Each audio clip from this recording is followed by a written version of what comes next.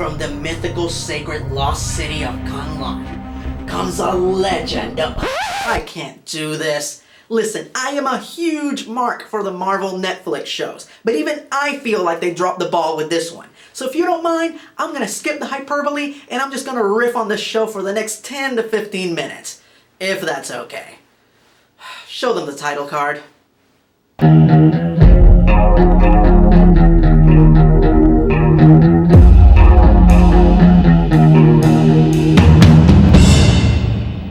Greetings fanboys and fangirls, I'm ERod and I'm the Blockbuster Buster. Seemingly, Marvel has managed to replicate their cinematic success on Netflix, using the same formula of individual releases that eventually converge in one massive event. With Netflix, of course, their releases would follow the adventures of their street-level heroes. And later this year, we will see them all team up in the highly anticipated Defenders miniseries. Thus far, their 3 initial releases, Daredevil, Jessica Jones, and Luke Cage, were excellent. Their 4th and final release before their big Defenders crossover, Iron Fist, was, well, I'm getting ahead of myself. Let's break this down first. The plot. Boy billionaire Danny Rand lost his family after a tragic plane crash in the Himalayas, and he would have perished along with his loved ones, but he was thankfully rescued by the monks of the secret city of Kunlun, where Danny was trained in martial arts and eventually gains the title of Iron Fist, Protector of Kunlun, Enemy of the Hand, and bearer of one of the deadliest abilities that mystical Kung Fu has to offer.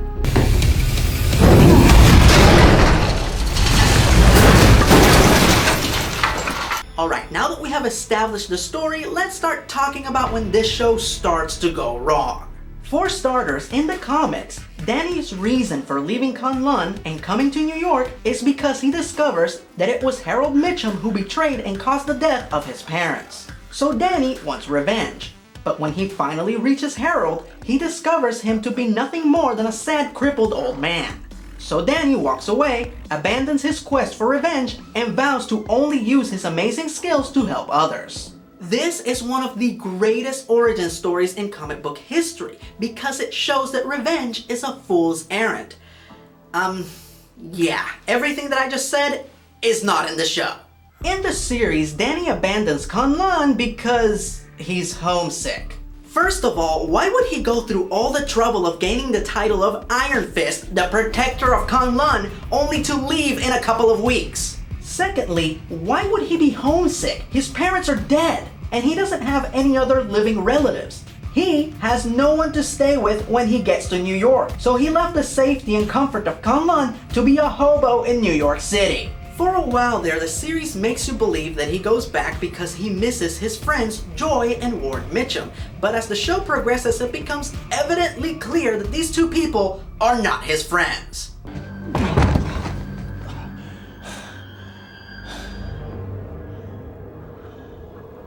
And last but not least, one of his mission statements throughout the beginning of the show seems to be that he wants to regain his family's company. Okay, I just have one question.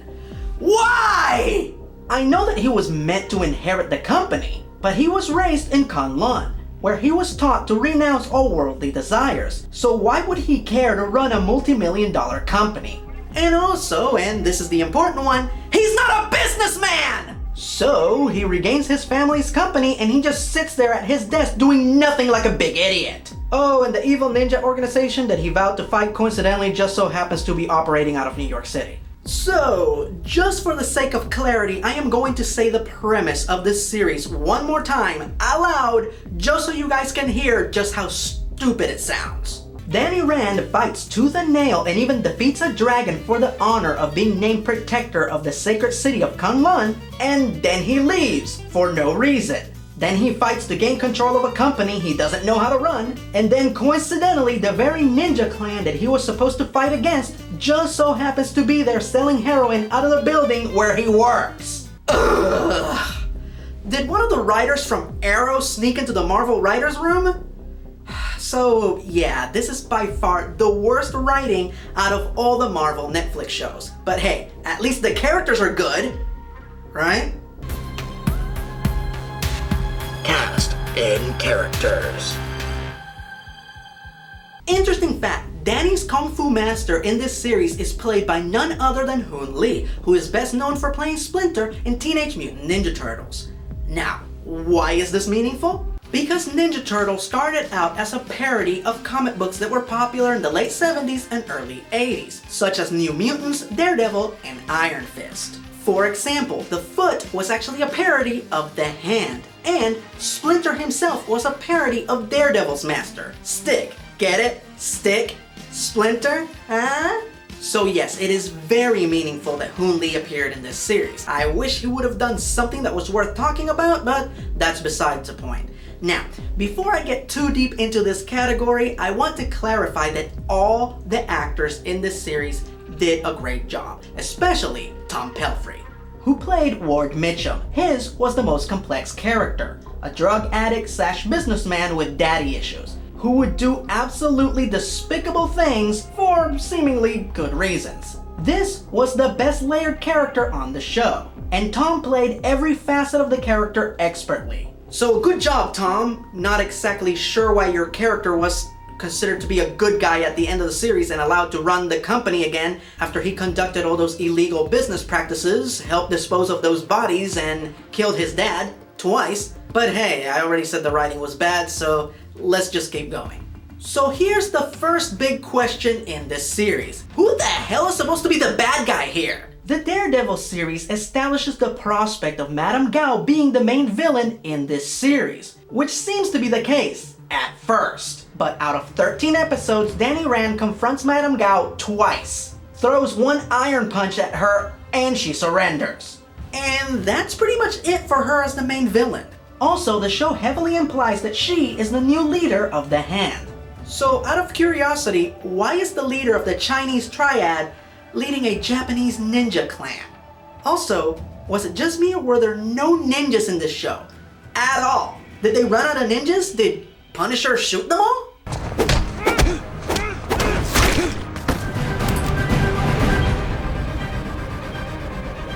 So they capture Gao and turn her into some random weird guy, and he becomes the main villain for a few episodes. Now before I get a million angry comments, yes, I know who this guy is supposed to be according to the comics. What I'm trying to say here is that this show did a piss poor job of explaining who the hell he's supposed to be. Then on top of that, he turns out to be the leader or maybe recruiter for the Hand, even though the show spent the first few episodes establishing Gao as the leader. And on top of that, the pretentious prick seems to know more about Iron Fist than Danny. How? It's an ancient mythical force from a secret city that disappears for 15 years at a time. And even if you buy that this guy is as powerful and knowledgeable as he claims to be, he is still defeated rather easily. Colleen Wing just outfights him, and may I remind you, he's supposed to be the all-powerful, all-knowing ninja master who allegedly trained her.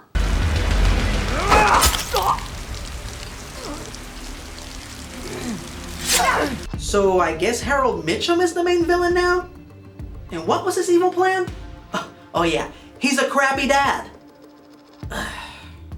While some people complain that Luke Cage didn't have a definitive villain, unlike the two previous shows, at least these characters' motivations were clear, as they were all vying for control of the Harlem criminal underworld. Here we go from a drug dealer to a cult leader to a shitty dad. And none of them seem to pose much of a challenge for our heroes, as they are each defeated relatively easily. Which is made all the more ridiculous when you stop to consider that Harold Mitchum is allegedly immortal. So, while we're on the subject of things that are seemingly immortal, Stanley cameo! J Money. I can take you to him.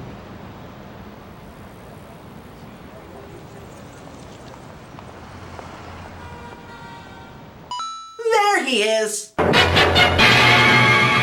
Excelsior! Oh. So, let's talk about the heroes. First of all, I have to ask, why was Joy there?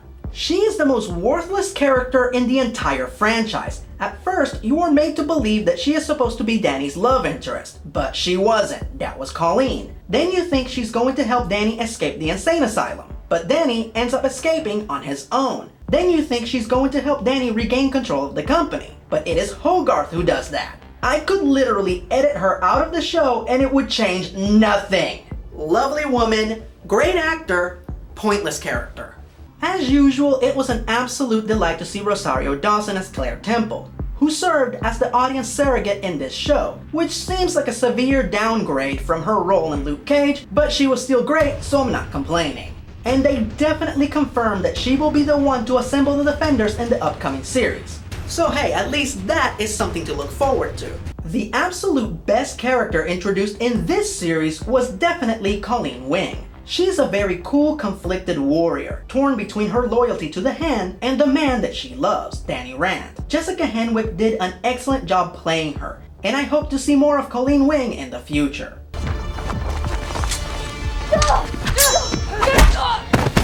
And now let's talk about our main hero. Oh boy. So again, to be clear, Finn Jones is a great actor, who is the perfect choice to play Danny Rand. And he did as good of a job in this show as anyone could have done under the circumstances. However, this show makes Danny Rand look dumber than Batman in the Dark Knight series. Catwoman betrayed me? No way. Danny makes one bad move after the other. So much so that I could do an entire top 10 video on Danny's dumbest decisions. That is some astonishingly awesome alliteration.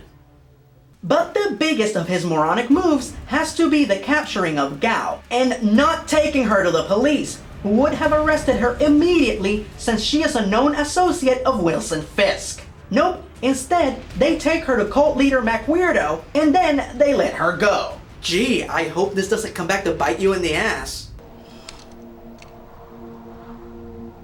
Whoops! I know that the character's supposed to be an out-of-touch fish out of water, but he is so clueless he makes Inspector Gadget look competent. Basically, this is what I always feared they would do with Captain America, that they would make him so much of a gullible good guy that he would come off like an incompetent fool. Thankfully, Cap deflected that fate using his vibranium shield, and it was Danny Rand that got hit with the stupidity shrapnel. Oh man, this is depressing. But you know what always cheers me up? Firing off some Meaningless fanboy gripes! Why in the name of Galactus' gargantuan gonads did they never show Iron Fist wearing his mask? Daredevil wore his costume, Luke Cage wore his for about a minute, and they at least showed Jessica Jones' costume even though they didn't have to. Here, Danny puts on some other mask that looks nothing like the one from the comics while he's hiding from some bad guys, and then they show some other jerk wearing the mask on a YouTube video. Iron Fist is known for two things, having an iron fist and wearing a banana yellow bandana. We live at a day and age where our superhero movies feature a wizard and a talking raccoon. So don't tell me it would be too silly for Iron Fist to wear his freaking mask. And that concludes Meaningless fanboy gripes! What the show does best. As I've stated before, each of the Marvel Netflix shows does one thing better than all the rest. Daredevil has the best fight scenes, Jessica Jones has the best writing, and Luke Cage has the best music. So what did Iron Fist do better than all the others? Nothing. Absolutely nothing. As I stated before, the writing is bad, and everything else is either okay or just really generic. This is especially painful when you stop to consider that this show is based on one of the most popular martial art comic book series of all time. Which means that the fight scenes in this show had to be equally as good as the ones in Daredevil, if not better. But they weren't. They weren't bad, there just wasn't anything remarkable or memorable about them. I'll put it to you like this, Daredevil has many memorable character traits. He's blind, he's a lawyer, he's a Catholic. Danny Rand has one memorable character trait, and that is that he is one of the greatest fighters in the entire Marvel Universe. His nickname is the Living Weapon, and this show just didn't live up to that moniker.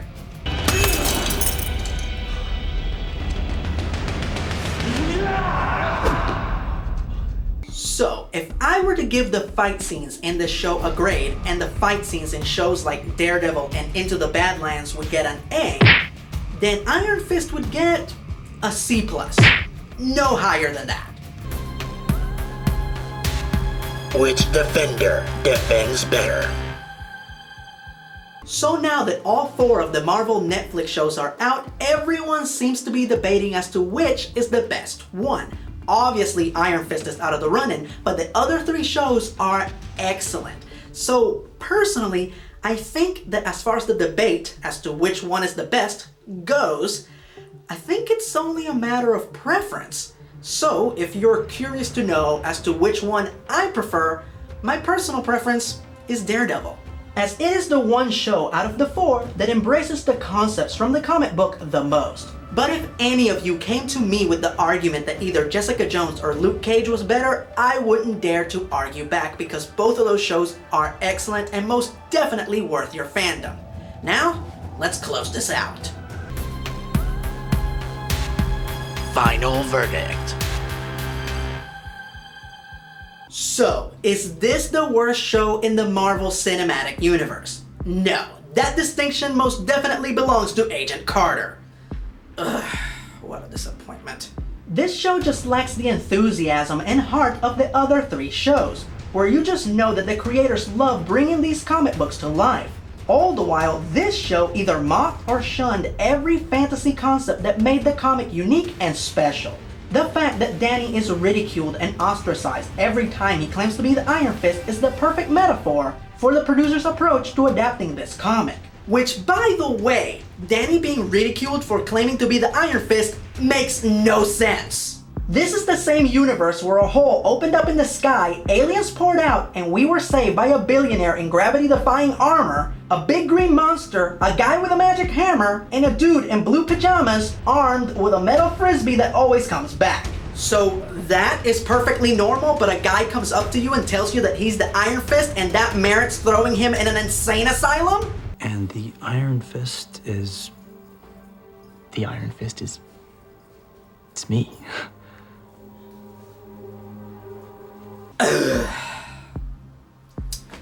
I give this show a 5. It's just average, just really average. The DCW shows may catch a lot of crap for being really silly, but at least are far more entertaining and engaging than this show ever was. Except for Arrow. But hey, at least that show still had way better villains than Iron Fist. Hopefully, Defenders will be way better, as we see the MCU's street-level heroes take on Sigourney Weaver. And for those of you who are still confused as to who Sigourney Weaver is and why she's such a big deal, the woman who single-handedly saved humanity every 5 to 8 years for the last 3 decades? oh yeah. So here's to hoping. Until next time, I'm ERod, and I'm the Blockbuster Buster.